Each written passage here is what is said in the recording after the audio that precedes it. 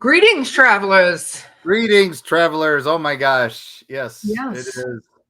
Wow, what are we in? We're in We're, August. we are in the middle of August. It's this is going to air on August 13th. So Oh my we goodness. have a couple events. I'm gonna be at PopCon in Louisville, Kentucky, and you're gonna be at Tampa Bay Comic Con. Both are on the 23rd through the 25th of August, but we both have panels, which is Yeah. going to be weird for those having that experience because they get point five of the Erie Travels team live and in person. Yeah, yep. You're going to be speaking on cryptids and legends of the northern Kentucky, and I'm going to be speaking on cryptids and legends of the Tampa Bay area. So Yes, we'll be yes, splitting our forces, but yes, which is it'll be weird. fun. Yeah, Yeah. no, it's bizarre. The other thing we want to talk about, and it turns out because we met with this lovely human that's running this, but we are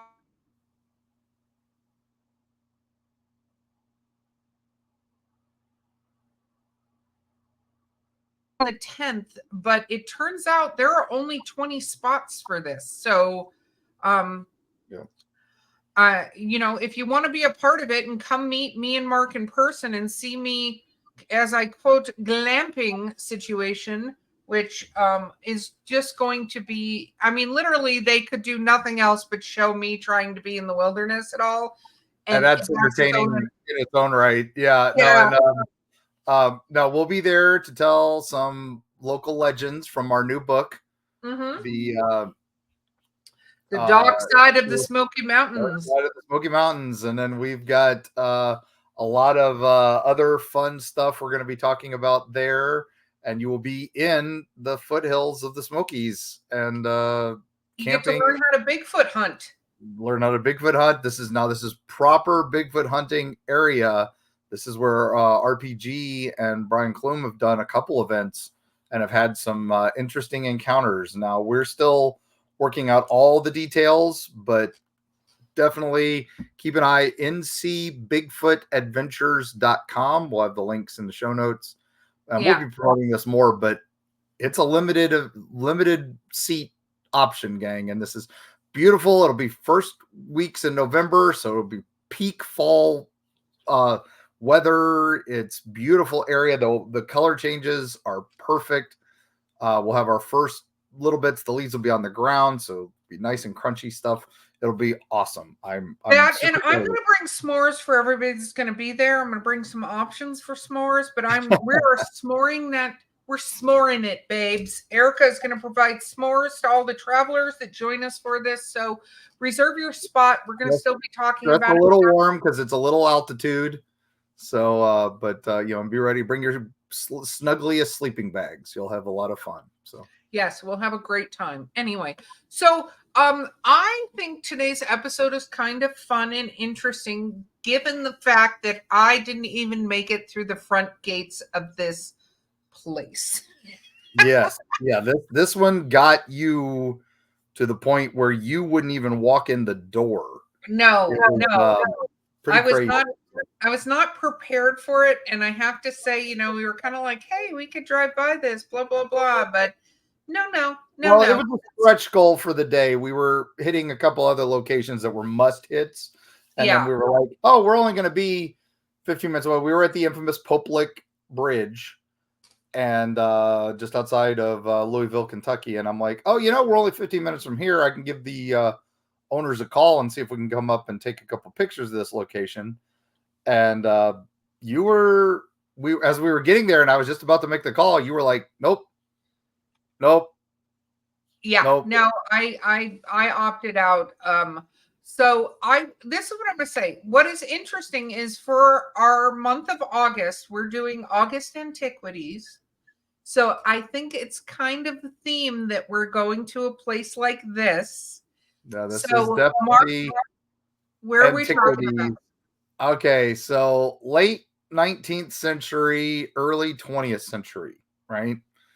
There was in the 19th century, there was this huge boom in the treatment of the mentally ill. Now, this is not actually what Waverly is, but we have to kind of tie this in.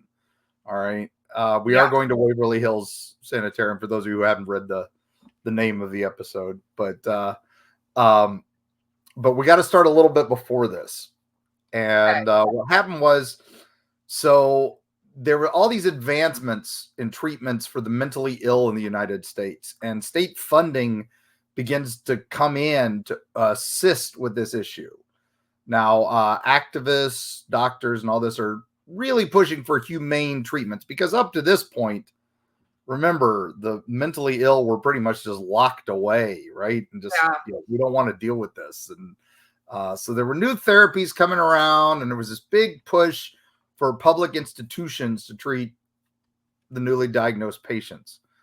And since the money was now readily available, these facilities would suddenly were being built that would replace the old prisons or poorhouses where they were basically abused and no needs were met or anything like that. So the guy who really comes up with the idea for the modern asylum system is a guy named Dr. Thomas Story Kirkbride.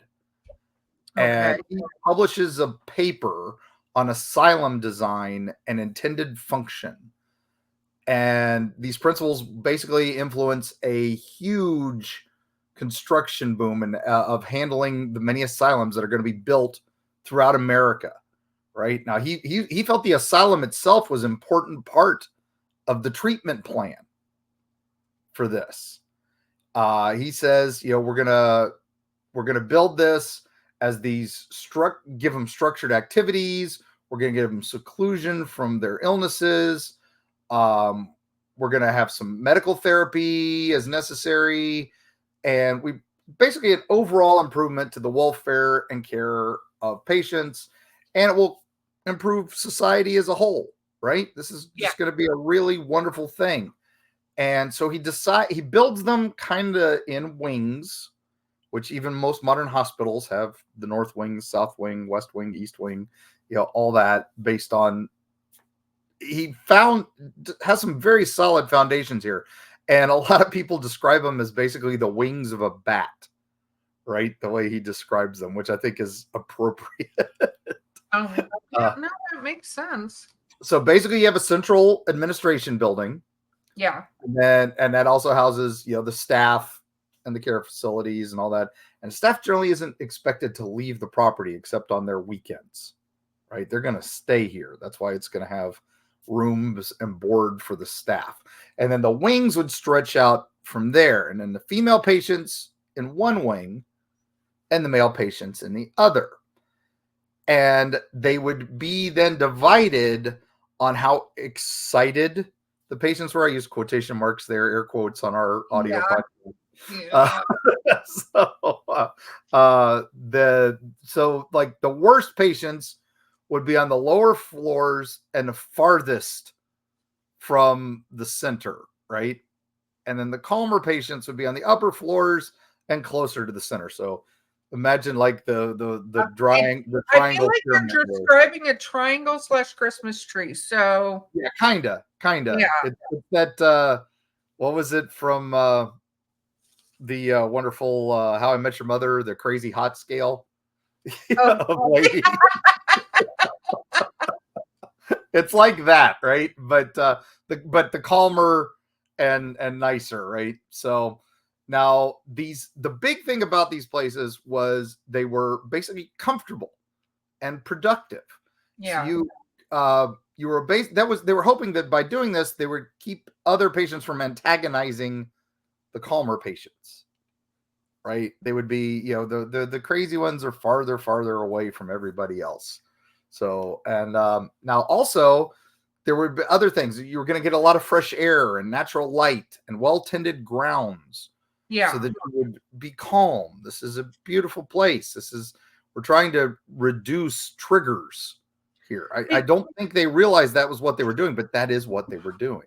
Well, and I think the idea that, and that's been a long, how part of therapy is a very calm, nature environment where somebody is not being bombarded by things. And yes, they probably didn't understand triggers the way we do now, but definitely part of the process, right? Yeah. And the Kirkbrides were built with farms. So this way the patients could help tend the gardens and the fields. It was basically helping themselves to be self-sufficient, but it was also supposed to be therapy for the patients, to get out and about. They would also have some of them attend some of the other chores in the facility, like doing the laundry, doing some of the cooking, doing some of that. And so it would be stimulating for the patients. And then you've got this calm and natural beauty around it. Yeah. And he promoted this. Kirkbride himself was like, this is the way. This is how we're going to fix mental health in America.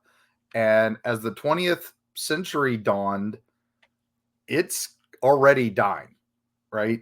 Because there is no permanently cured patients, or very limited, and no reduction in the amount of patients being sent to these things. So the states suddenly say, this isn't working, and we're going to cut the funding. And now we start doing psychoanalysis, we start developing drug therapy, and asylums basically were quickly becoming obsolete. Very, very quickly. But, okay, now in the middle of all this, right, that's going on, the town of Louisville, Kentucky has a different problem. They are in the middle of what is known as the White Plague. Do you know what that is? Yes, I unfortunately do, which is tuberculosis, correct? Tuberculosis, yes. So this is, again, late 19th, early 20th century. Same time, Kirkbride is promoting this as a wellness thing for mental health. Waverly Hills is being hit by this disease, right? The leading cause of death in most industrialized nations at this time. Yeah. And this is, I'm going to really horribly pronounce this because, was it Mycobacterium tuberculosis? Basically hits the pulmonary tract during the early stages of infection. And it causes, basically the nondescript stuff that we usually get. You get fever, a malaise, you kind of get a phlegmy cough. But then as it starts getting into the bloodstream and it starts proliferating around the body, you get a lot more suffering, right? And victims in late stage tuberculosis start doing, bloody stuff, getting coughed up, and they start becoming emaciated because their body is literally being eaten alive by the disease. Wow. It's terrible. No, I didn't. I know that actually, I'd say I don't think I knew what tuberculosis actually did. I knew it was bad. I knew a lot of people could recognize it because people would cough up blood, right? Yeah, that was the sign. Yeah. That's when it's to the point where you are in serious trouble. Doc Holliday, right? Isn't that what happened there? A lot of people, they would say consumption or other things like that because they would try to avoid saying the TB. I love that. But anyway, so Louisville was basically it was epidemic, right? They were saying 20% of the deaths in the city were attributed to the disease. Wow. At this time. And so they've got stagnant air, they've got industrial pollution, overcrowded communities. It's the perfect breeding ground for this bacteria. And now Kentucky also at this point, very severe lack of public health funding. And, it's epidemic. So now tuberculosis awareness, right, and prevention starts becoming much more prevalent at this point because look, it's everywhere. 20% of the people are dying of this. So we've got to do something.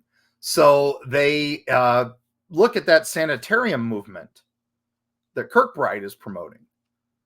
And they go, wait, fresh air is the perfect cure for tuberculosis. Oh. They think, right? This is just which is not actually what ends up curing. Not at all what will help. But yeah. So, and they're like, well, natural environments, nutritious supplements, isolation, curative treatments. This is perfect. We're going to separate the patients. We'll get them out of the towns. That'll help. So they start looking for a place to build a hospital. So they form an organization called the Board of Tuberculosis Hospital. Okay. And they basically purchased this land that Major Thomas Hayes had, this sprawling estate outside of Louisville.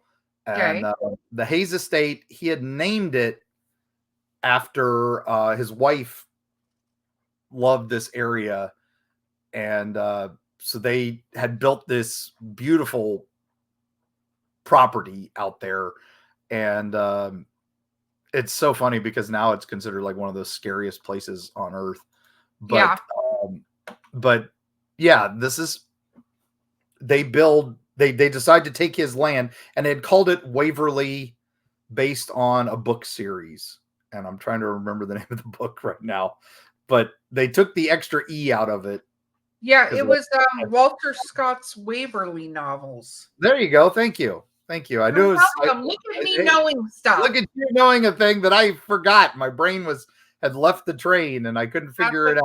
So. What nobody has realized yet is actually secretly siphoning off all the information from our brain into a consortium. I'll get into that later. Continue on. Waverly Hills. You and the lizard people. All right, that's good to know. I'm glad to know that it's going somewhere because it's leaving me, and that's why we're doing these podcasts, so I can get them out the door as fast as possible. So exactly. All right, so he had built that beautiful place, and so 1908 they buy the land from him and begin construction of the Waverly Hills Sanatorium. They liked the name Waverly. They thought it sounded very peaceful and tranquil instead of spooky. Well, I think the initial, like literally the very beginning, we're all right in the world. We're at the beginning of the horror movie, Mark. So everything is fine right now. Yes, and they build this beautiful building, give it its own zip code, give it its own post office. They start building the farmlands. The doctors and other employees are being moved in, and they are not allowed to leave the grounds because this isn't a mental ward. This is going to be a tuberculosis ward. So they are going to be constantly exposed to the infection themselves. So they're going to have to stay here too. Yeah. But they built it so spacious that they'll be able to handle 400 people. Which at the time sounded amazing. Like, we're not going to get 400 people. Are you crazy? I'm so glad it's so big. Yes, it's ginormous, right? This is so donations of money, land, the new hospital is started. It's epic. So now, 1910, it has been built and it does its thing for a while. The disease is still running rampant, and they decide we have to expand. So they start building a little more.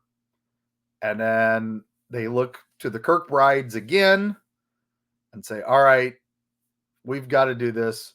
So by 1924, they expand and create what is now known as Waverly Hills Sanatorium. Tuberculosis Sanatorium. Now, the new structure opens in 1926, and it is considered the most advanced tuberculosis sanatorium in the country. Wow. And still at this point, though, most patients are dying from the disease because there's no medicine available to treat the disease. They're basically offered rest, fresh air, and food. Well, I'm going to say, I hate to say this is very similar to a recent situation that happened in our country where there wasn't a solution. They tried things, but there wasn't a solution right away. And yeah.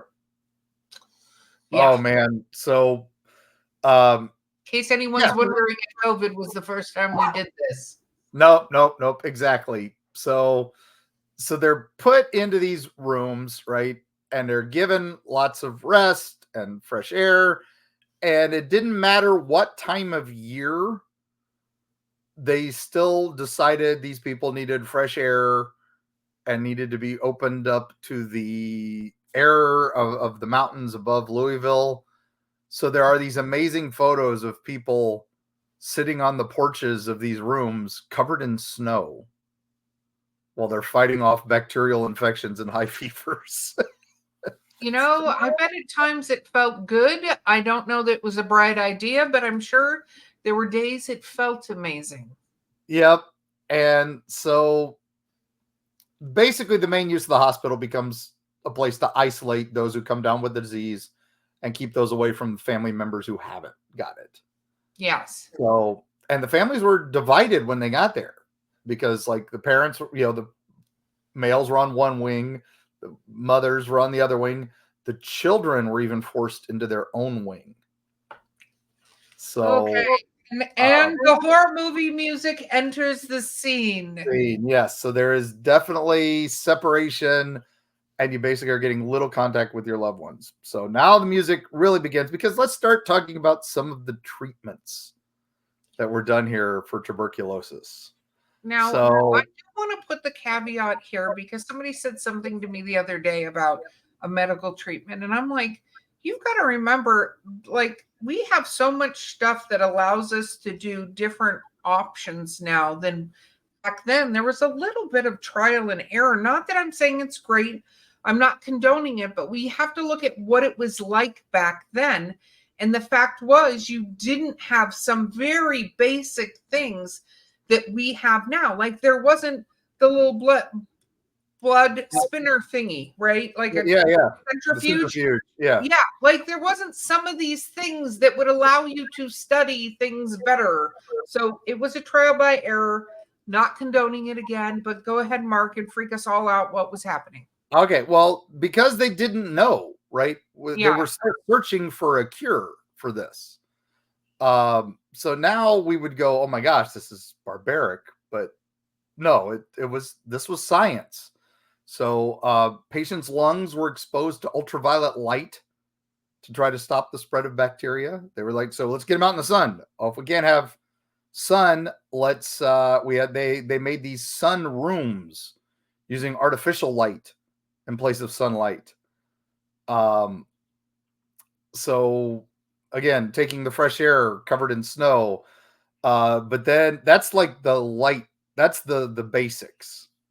So here's where it gets crazy. So balloons would be surgically implanted into the lungs and then filled with air to expand them so that you could get more oxygen. Yeah.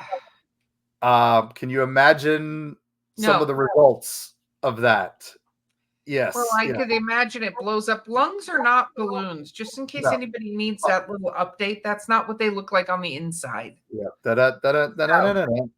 Pop goes the weasel. Yes. Exactly. Unpleasant. All right. So then when that wasn't working, they're like, well, the lungs just need to get bigger. They need more room. So, well, what's stopping them from expanding? Oh, those pesky ribs and those muscles around the lungs. Let's just take some of those out. So, yeah. Freaking terrifying. Yeah. So they were allowed to allow the chest to expand more, right? So they'll get more oxygen. No, don't love that. Yeah, that was considered a last resort because most people didn't survive that operation. Imagine that. I would not think so, no. All right. So now you're doing all these operations, you're doing all these things trying to help patients. People are dying in record numbers. It's not Black Death levels. This is still, as bad as this sounds, gang, we're miles away from the medieval times and all that. So which we'll do an episode on at some point. We'll do an episode on the Black Death at some point. We've already talked about it a little bit about it, but yeah. So there are inaccurate reports about how many people died during Waverly Hills decades of operation. Okay. There's stories that's like tens of thousands die within the halls, but the highest number we've got 1 year was 152, and then in the 1950s those numbers dropped down to like 40 something. There was a reboom of tuberculosis after World War II for these guys who came back and had gotten it, but most of the soldiers who got that and were sent here didn't even last a week because it was so bad. So all in all, we think about 6,000 people died there, going all the way back to the original hospital records from 1911. So that's a lot less than what modern reporting says, right? Modern reporting says, oh, there's tens of thousands died here. No. It's still a lot. Agreed. Yeah, that's still for one structure, basically, in a rebuilt structure. That's a lot of deaths. So, and now most everybody comes in through the front doors, right? Yeah. How do they get out of there? Well, to hide the numbers of deaths and all that, that's why reporting is tricky on this place. They had one of the most famous built facilities there is called the Body Chute. Yes. It's an enclosed tunnel for the dead that led from the hospital to the railroad tracks at the bottom of the hill. That was about where we parked. Yeah. Or that's where you were feeling that, because the body is just basically lowered in secret to the trains, and that way the patients wouldn't see any of the bodies leaving, because the doctors believe mental health was just as important as physical health here to fight the disease. Yeah.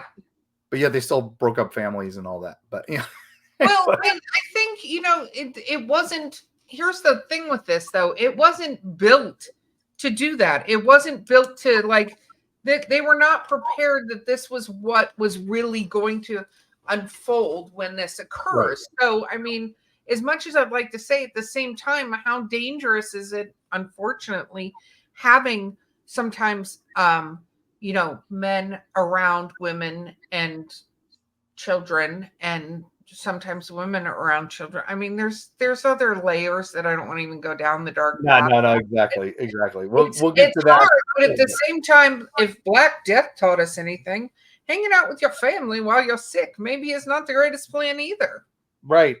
So by the 1930s, tuberculosis was on the decline because new medicines were coming around and we were figuring some stuff out. And like, again, 1943, it was pretty eradicated. But then that jump in cases, World War II. But again, they didn't last long. So it wasn't really an issue. So shortly after that, Waverly Hills is closed down. But in 1961, it's reopened as the Woodhaven Geriatric Sanatorium. Ooh.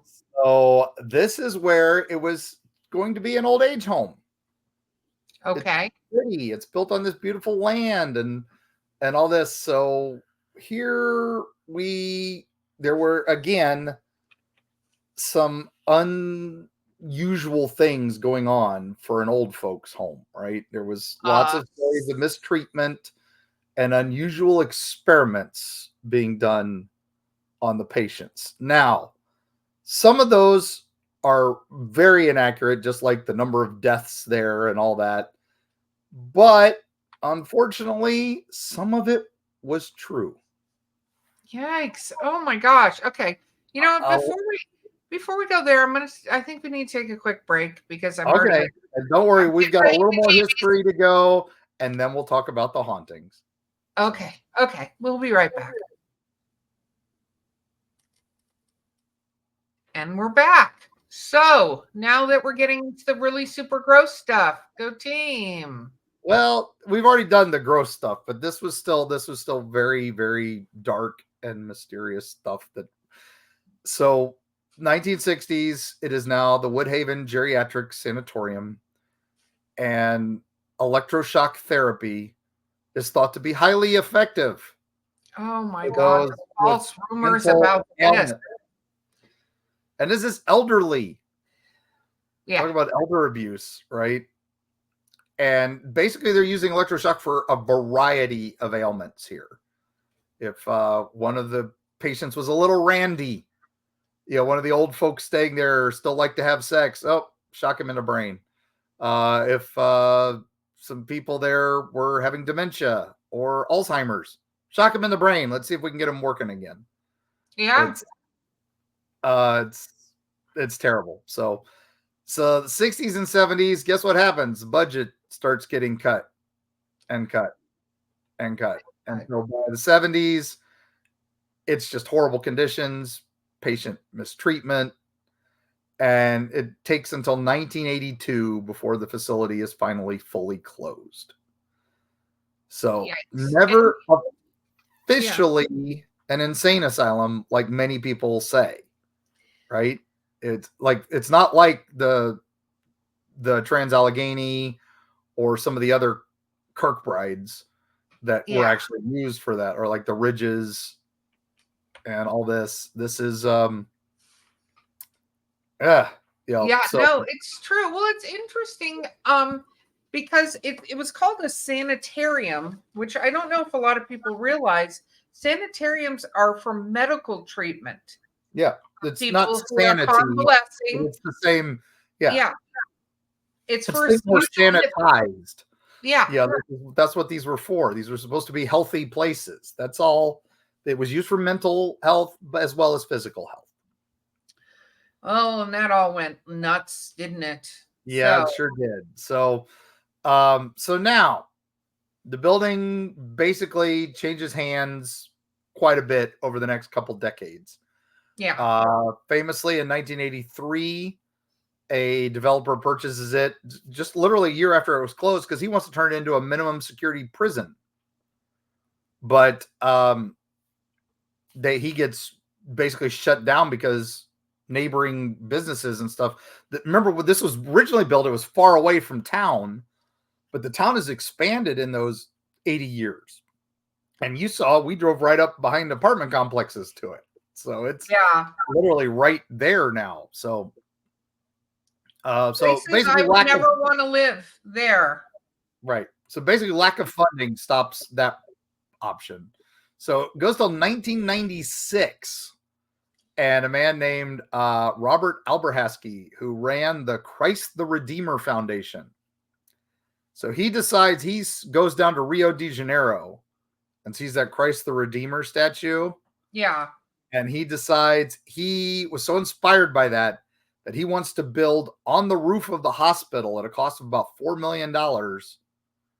He's going to renovate the building and turn it into a chapel, a theater, a gift shop, and a place for missionaries to stay. And he's going to build the world's largest statue of Jesus Christ overlooking this town of Louisville there. Okay.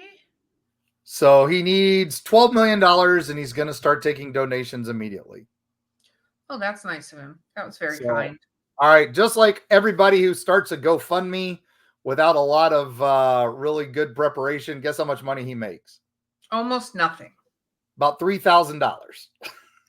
Yes, which in relation to $12 million is almost nothing. Is pretty much nothing. It's not enough to pay for the stationery to send out more requests for money. So it's pretty much canceled in 1997.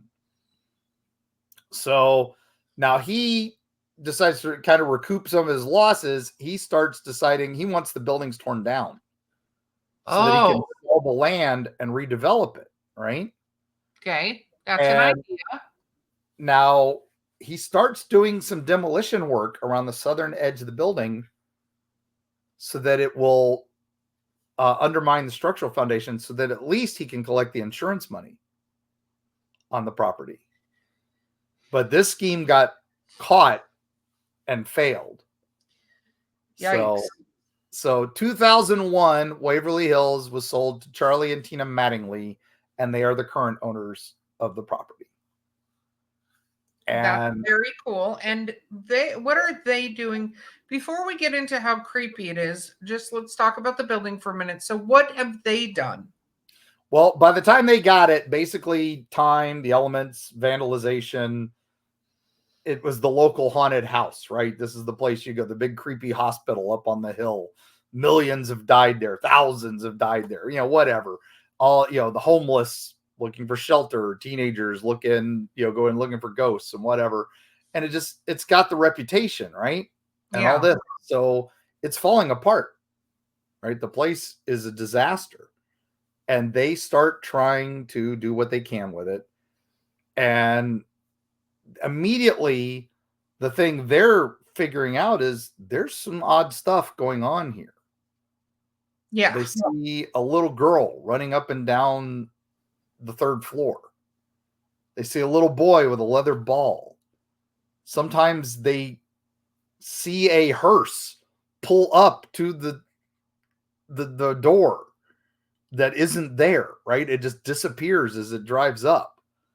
So they at one point they saw a lady with a bleeding wrist crying for help, and they call the police, and then she's gone. So nope, not on board for this.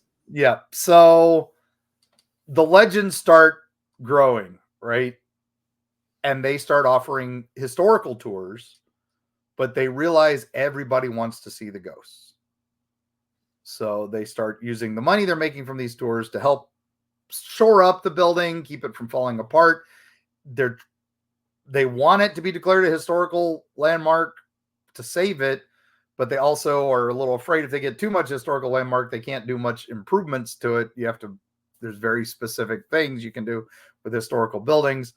So it's a battle, right? What do you do? What do you don't do? And all that. And this place, I think a lot of people don't understand. This place is huge. Like, it's not a tiny, like, it's, there are some hospitals that are small. This is a 400 bed place. Oh, by this time it was over 1,000 beds. So no, yes. I know, but I mean, it was built to be nice, spaced out, 400 bed, 1,000 bed. Like, this is not a tiny place to put humans. No, it's it's crazy. So the most haunted room on the area, man, there's so many. I was going to say, is that the chute? So, because I would think the chute. The chute is probably the most famous, right? That's the one where people see a lot of orbs, people see a lot of things. There were so many possible things that could be in that chute, right? Yeah. The most popular ghost there is Timmy. He's the little boy ghost who frequently interacts with toys. He'll roll balls around. The most active room. Yeah, the most active room is room 502. Okay. Now, this one is actually listed as a patient bathroom, right? Oh, what? But the legend is that a 20-some-year-old nurse got impregnated by another abusive staff member. Remember, they were all forced to stay here. Yeah. And so she supposedly ended her own life hanging from somewhere in that room on the 5th floor. Okay. And then another report is a nurse threw herself off the balcony from this area. Now it's not the same nurse, supposedly. The problem is there's no records of either of these things. But so where did the rumor come from? It's just one of those ghost stories that happened in all those years of abandonment and all that. But that supposedly you see the swinging lady there. Okay. And she looks like she's in a nurse. She's a lady in white. She looks like she's in a nurse costume. I think this is more tulpa than anything. It's something that's been intentionally created by the stories there. If any place in the world is going to have a a something created by intention, it's going to be this place, right? Yeah. Okay. So now there are tons of legends. There's a man in a white coat who's seen walking in the kitchen, and you'll smell cooking that kind of walks through the room, like cooked chicken and stuff like that. Now when I went there, the kitchen was basically broken windows, broken tables. That I was there before it was famous. Right? I was there before it was cool to be there. But yeah, I went in the early 2000s before the ghostly legends had kind of really taken off. Right. I was there because I was a nerdy guy who liked history. Right. Yeah. So when Um, did you go there? I went, oh goodness, when was it? Early 2019, had to be 99 or 2000. Okay. So that was over 20 years ago. Yeah, it was a long time ago. And basically I was in town for a convention. And and one of my friends there knew the owners of Waverly. And so they let me go in with them to the place. And there had been no television shows at this point, no books, no websites dedicated to it, right? Yeah. And it was a dark and stormy night when I went. So I didn't care. I wanted to see the place. I didn't care what the weather was. I was like, I want to see. I'm convinced there's something. This place, when you drive up to it, it's freaking creepy, right? It is an impressive structure and all that. And you know me, I have a little sensitivity to things, but not nearly the levels of some of these mediums we've talked to and stuff like that. But I had at this point already traveled a lot and been to infamous places. I'd been to Dracula's castle. I'd been to Bavaria. I've been to a lot of strange places, but I'd never been to Waverly. And so to me, I was like, this is no different, just a historical building with some ghostly encounters and all this. So I was, and you know, the legend hauntings, I'm in. I'm all in, right? This is perfect.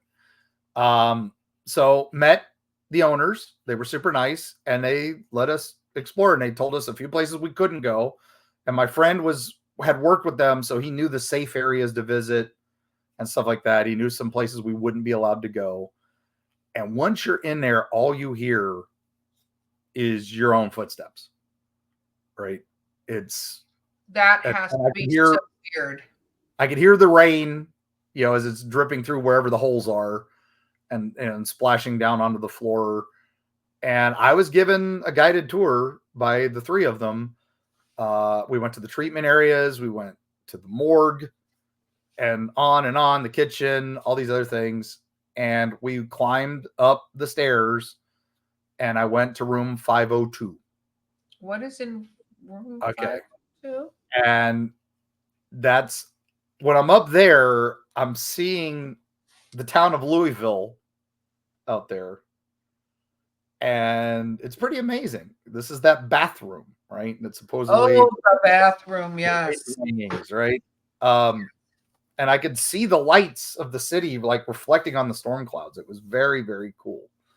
I didn't see anything in that room. I was like, okay.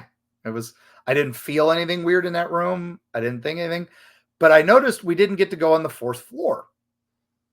And I was like, why are we not going on the fourth floor? And they were just like, we're saving that for you. It's not the safest floor. But we had to go up this one way, and then we're going to go down and into the fourth floor on the other side. So I could get that feeling that they were keeping something from me. Right. Okay. And, so anyway, we get to the fourth floor, and it's just as ramshackle, broken down as the rest of it. But I got that feeling. Something not right here. Right. And I felt the tangible presence. Right. Yeah. It's not good. Eerie things. I'm like, this is an eerie travel, right? This was the dawn of it, had I known. So, so we were basically at the center of the building, and there was a wing. I was told this is not safe. Don't go in here. Sections of the floor are missing. It's off limits, and still is off limits as far as I know. I haven't been back in a while, so I'm excited to go back. But my friend and I, we both basically hear sounds of doors slamming in that part of the building that's closed off, where there is no floor and all this. I'm like, was it the storm? Is it the wind blowing through? But I realized the wind is just this light wind now. The storm is past, and it's just this little light breeze. And I'm like, I don't know if that's slamming these heavy doors that it sounds like. And so I asked them, the owners, I was like, is there anybody up here?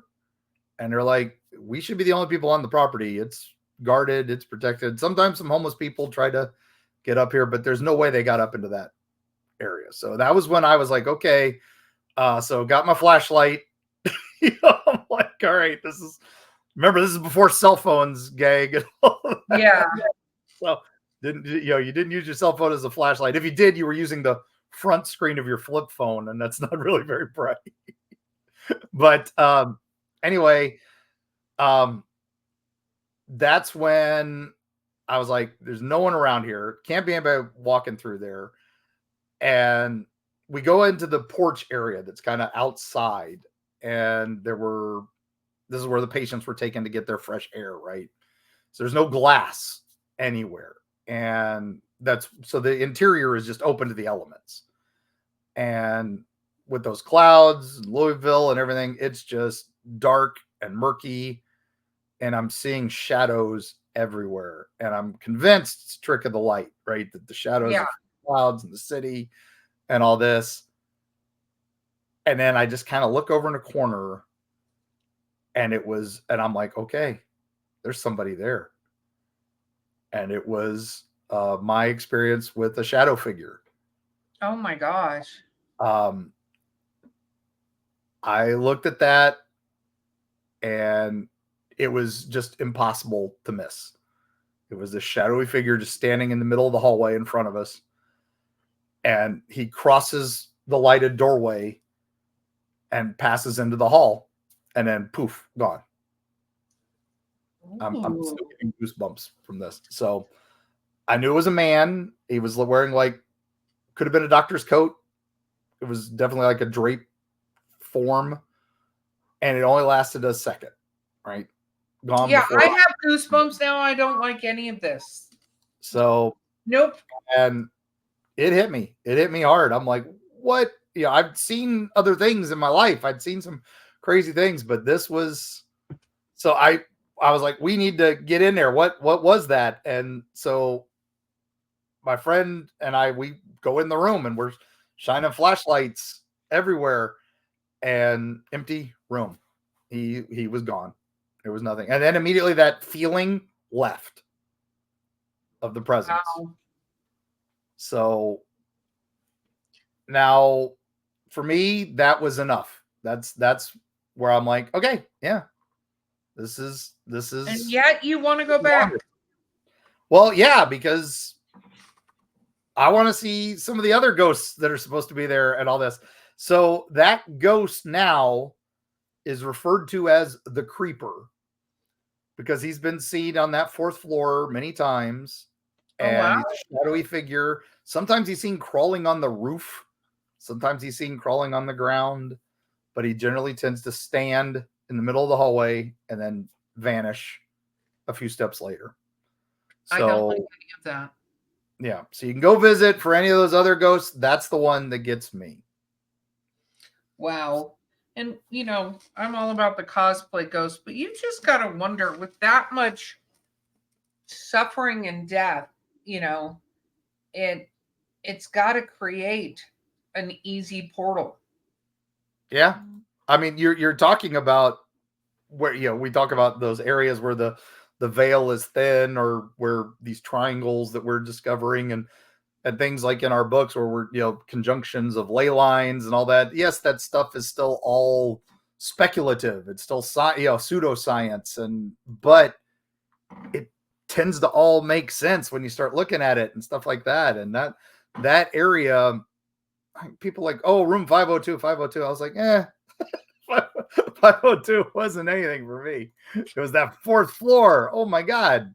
That was crazy. And the other thing is, like, you weren't expecting these are my, I mean, I hate to say it, but these are more my favorite kind of situations where you're not expecting it. They didn't go, hey, when you go on this floor, there's going to be this creepy. Because I feel like once you are anticipating something occurring, then there's much more likelihood that whatever intentions you have on seeing it, whatever these things are, preternaturally go, oh, they want to see a swinging body.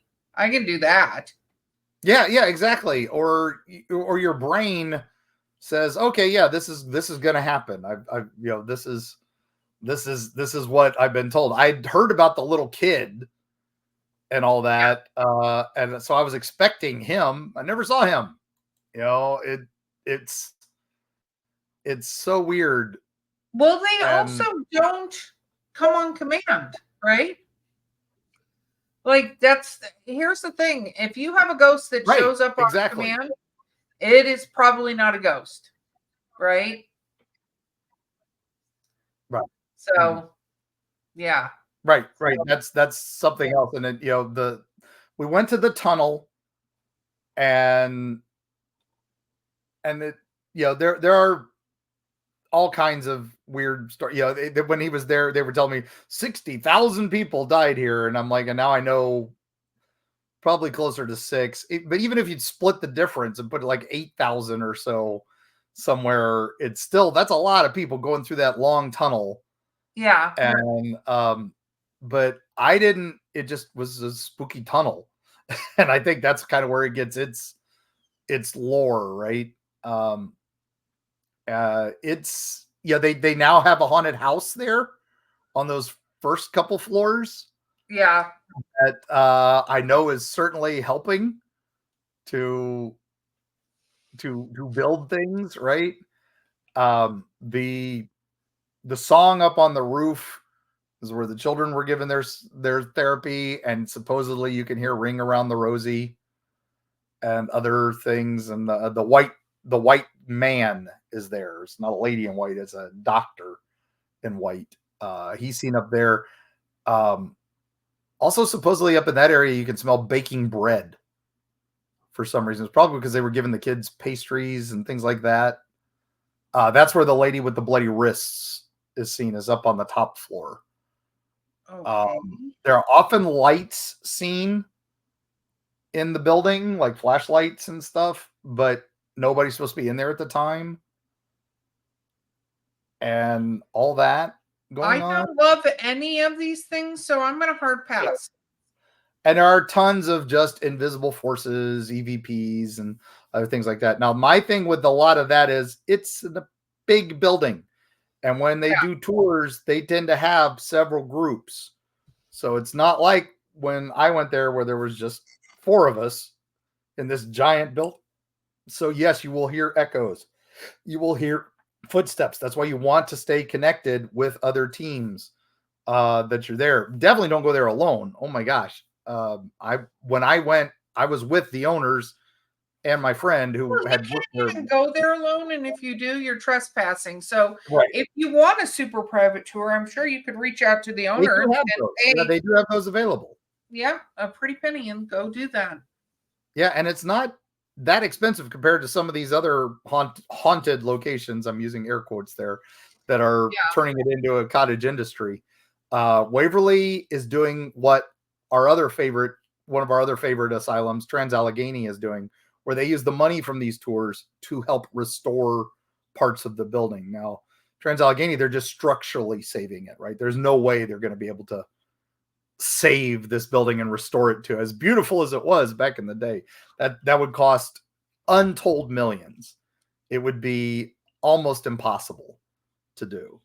But they are a protected site, thankfully, still. So it's not going to get bulldozed down anytime soon. Well, that's good. That's good. And you can get a private party together and do an overnight. I will not be participating in that. I draw the line. Thank you very much. Yeah, so I'm going to do a quick little bit on the end of the Kirkbrides, right? Okay. Because what happened was our good friend Geraldo Rivera. Remember him? Oh, I do. I do. Yeah. Now he went into a couple of those, the ones up in Long Island. Remember the Cropsey episode we did and all that? And he saw how badly these places were treating people, right? Trans-Allegheny was probably the most overcrowded. Pennhurst is another, infamous asylum. And then, and we're going to be going by there when we do Squonk. Yes. Which will be before we air this episode, we'll have already been there. So hopefully we get to drive by that. The Ridges, which was one of the longest running ones, that ran from 1874 to 1993. And that one's just outside of Athens, Ohio. It was known as the Athens Lunatic Asylum. It's infamous because it held an exorcism once for a 14-year-old girl who was suffering from epilepsy. And her ghost supposedly haunts that place. But we'll talk about these and other things. Trans-Allegheny's in Weston, West Virginia. And it's a hugely popular spot for paranormal investigators. But Waverly is on the bucket list for almost everybody. But the Kirkbrides pretty much all shut down when the Ridges was the last one. That was 1993. Now, mental health care in America needs help, right? In the world, it still needs help. It's still not diagnosed. Tuberculosis still kills thousands of people around the world, even though we do have vaccines and cures. So it's just because some areas can't get the help they need. And they're not getting it checked soon enough to, because by the time you're coughing up blood, it's done. It's done. There's not much more that can be done. Yeah. So that's when you start feeling those cold symptoms, not saying anything, but get yourself checked. Take a test. It's okay. TB is easy to be checked for. And for those soldiers around the world and family members of soldiers around the world, when they do those TB checks, yes, let them. That's important. We don't need this coming back. We've already got cases of the plague in Colorado again. We don't need tuberculosis coming back any stretch. Agreed. So travel for today, Mark, is Waverly Hills. So you can go to Louisville. You can book yourself a ghost tour. You can even spend the night there. Now they have overnights, but you can only visit when you've made a reservation. Going there without a reservation is trespassing and against the law. All right.